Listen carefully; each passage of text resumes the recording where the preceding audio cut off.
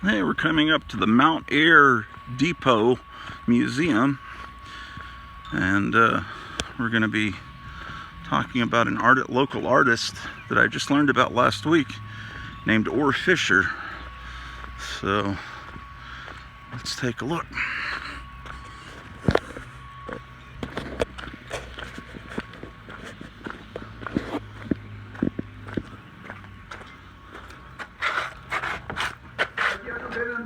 Office and saw the mural that Orr Fisher. I haven't been in there yet, but I saw this wonderful picture here. So Orr Fisher was the artist that painted this, and he was born in Mount Air? No, outside of Delphus, Iowa, on a farm in the 1880s. Okay. And he said from his earliest memory, all he liked to do was draw. And he would find a piece of chalk and draw on a barn board, or find a pencil and just draw on anything he could find. So he would draw in the dirt. So I don't understand. I haven't seen it yet. What's the scale of how big is this in the post office? Oh, it's probably 10 foot. 10 foot. You can get a better idea by looking at these pictures here. Okay. All right. Here. Oh yeah, big. So it's probably 10 foot by 6 foot, something like that. And is that him there? Yeah. So this was done for the WPA in what, 1941?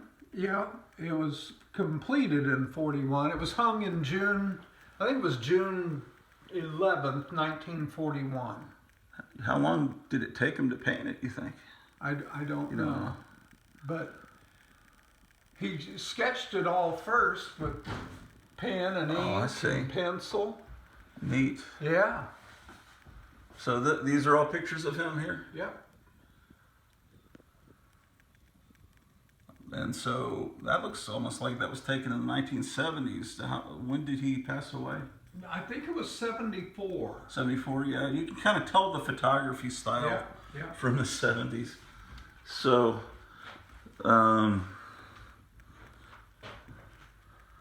yeah, I came in here the other week and I was really taken by this artist.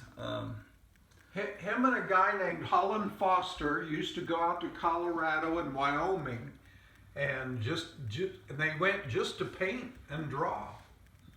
Holland Foster was also an artist. In fact, Holland Foster became an art teacher. Oh yeah? And spent most of his career out in New York State. And then those are postcards. Orr got involved in a lot of different stuff. He held some jobs, although not very long, but anytime he could find to draw or paint, he did cartoons, he did oil paintings. Those are, of course, postcards. And his talent as a cartoonist, I think, I wish he could have started his own comic strip, because I just think he would have excelled at it. Well, yeah, this is very much like Mutt and Jeff, and it's very professional. Yeah. I mean, this is really good stuff. Yeah, I thought he was a great cartoonist. I'm not a huge fan of landscapes, oil paintings of landscapes. I'm not a big fan, but I love cartoons. Oh yeah, I'm a big. I love cartoonists, and I'm a big comic book collector and everything. So I really love this guy's style. Because he had trouble holding jobs and earning a living. He lived with his mom off and on until she died in 1944. And then he lived with Holland Foster out in New York, and then he lived with his niece out in California or Oregon. I think it was California. I think it was Fresno. Okay. But, so he lived with friends and relatives, and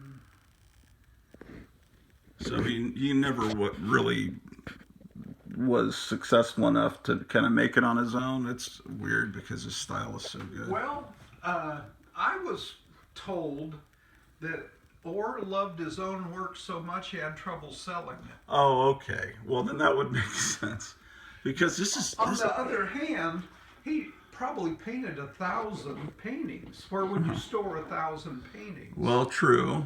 So I think he did dispense them in some way. Here's another really good cartoon. Oh, yeah. And this was published. Yep.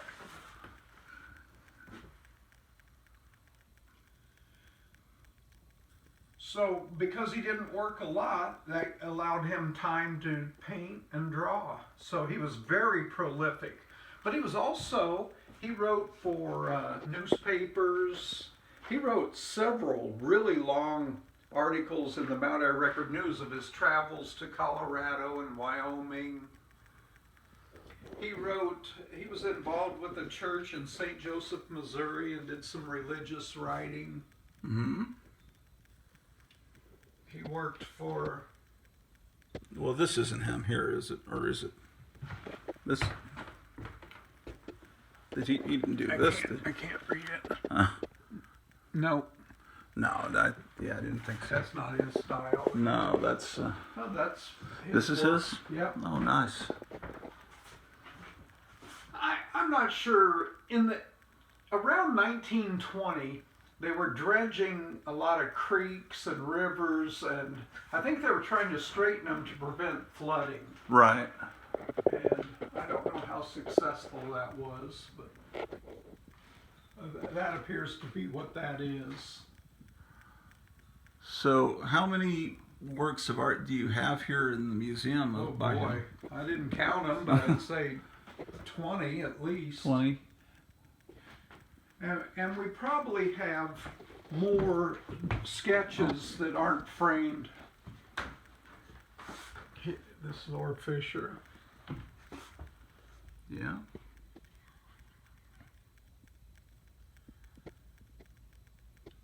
So, it's a political cartoon, I see. Yeah.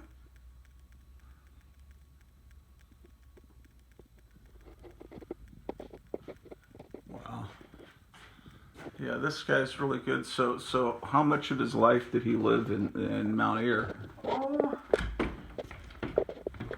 his mom died in 1944. Uh-huh. And I think he continued to live in the house till 1945, and it seems like it went to auction in January of 46. So,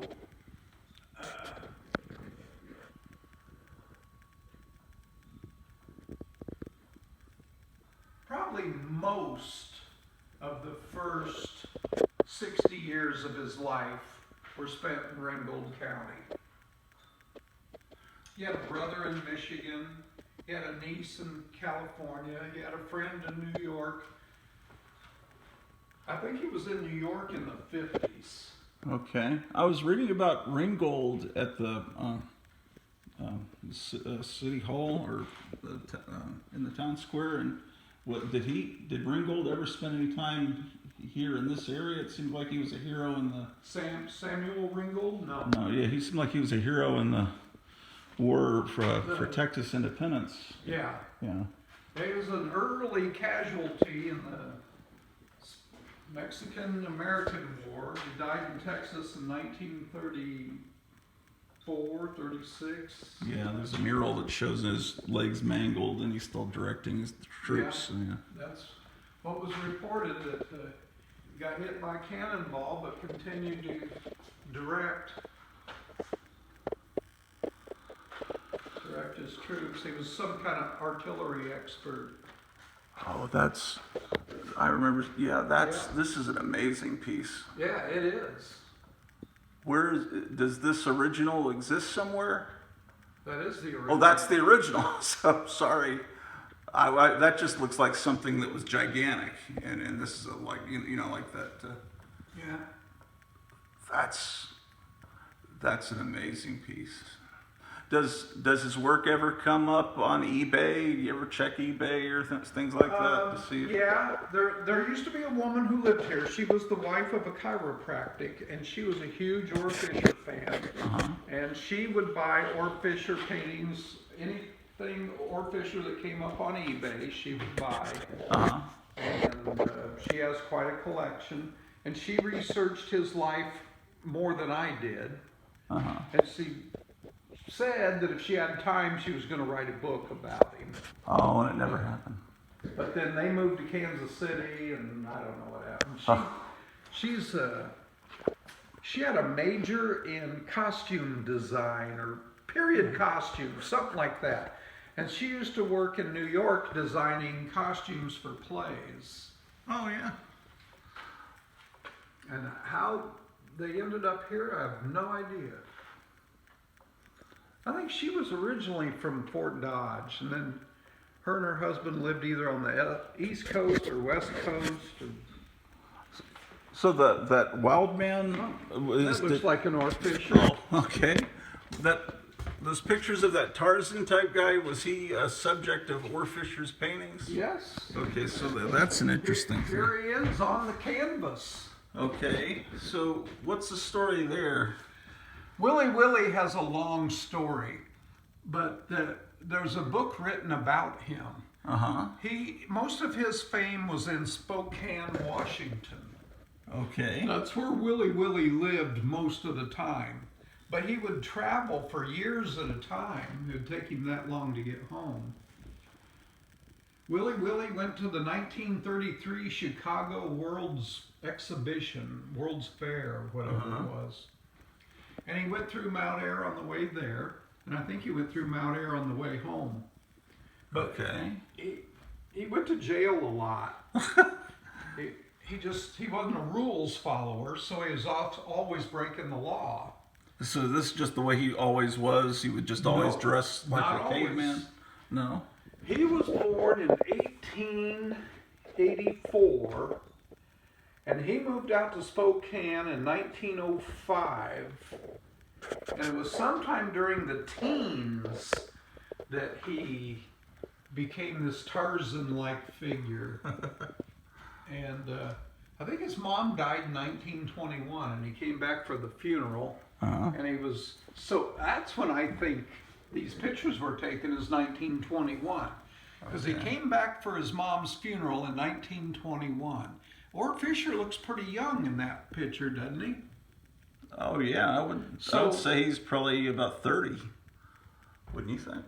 Well, He's about the same age he is here. Maybe he's about the same age as Willie Willie. Okay. I'm thinking Orr Fisher was born in either 1884 or 85. Okay. And Willie Willie was born in 84. Anyway, I look at that and I go, I think that's 1921. But Orr took several pictures of Willie Willie. Orr liked to take pictures of his subjects and himself. Right. You know, here he is. What other artist would take pictures of himself painting a painting? But Orr took many. We framed 3. There was more than this. Oh, okay. Well, how many WPA paintings were there during the 30s? Well, I think every post office. Just about every post office had someone. Orr did 2, Mount Air and Forest City, Iowa. What does that one look like? Do you have a picture of that one? It's a farm scene. Farm scene. But Forest City is like 4 hours north of here.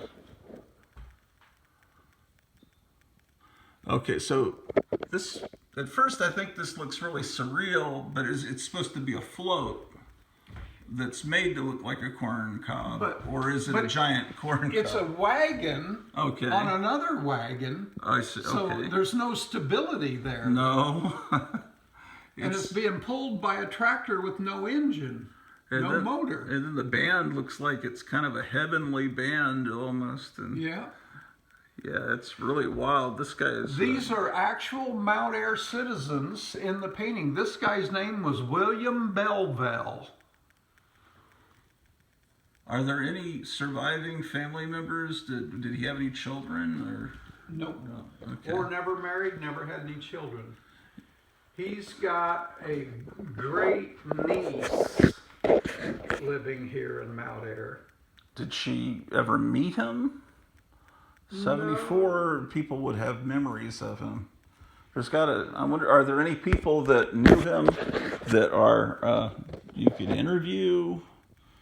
74 wasn't that long. Like I said, Orr probably left in the late 40s because his mom died in 44. That's all right. That's right. The house sold at auction in 46. Okay. So he had to go somewhere and live. He had a brother that lived in Michigan. He had a niece that lived in California, and he had a friend that lives in New York. And I know that he lived with all of those at some point. The last person he lived with was his niece in California. And I think Orr died in 1974. Okay. And when I was contacting her, she's passed away now. She was living in Depot Bay, Oregon. So these are all postcards that he designed here in this bin? It might be. Or are they We got a lot duplicates of these? Postcards. They're duplicates of what's here. Oh, okay. You want one? Oh, sure. Oh, thank you. This is the farm Orr grew up on. The house is still standing southwest of Delphus. I see. Well, how many duplicates do you have of each one? You want one of each? Oh, well, if that's okay with you. Because this is the stuff I love. Oh, wow. So this is something he made money with, because these were... I doubt it. Orr was very unsuccessful at supporting himself.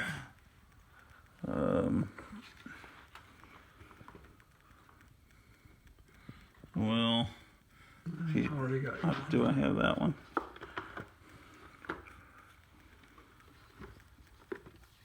Oh, I don't have the little... multi-frame one. Yeah, that's cool. Yeah, that one's great.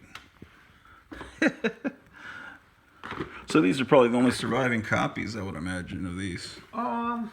You know, if you read these cards, a couple of them reference the Mayo Clinic in Rochester, Minnesota. Okay. And so I thought maybe he had a deal with a gift shop at the Mayo Clinic. Oh, okay, sure. He said, hey, I'll make you some postcards. Because if you look right here, it says Fisher Cartoon Service, Reading, Iowa.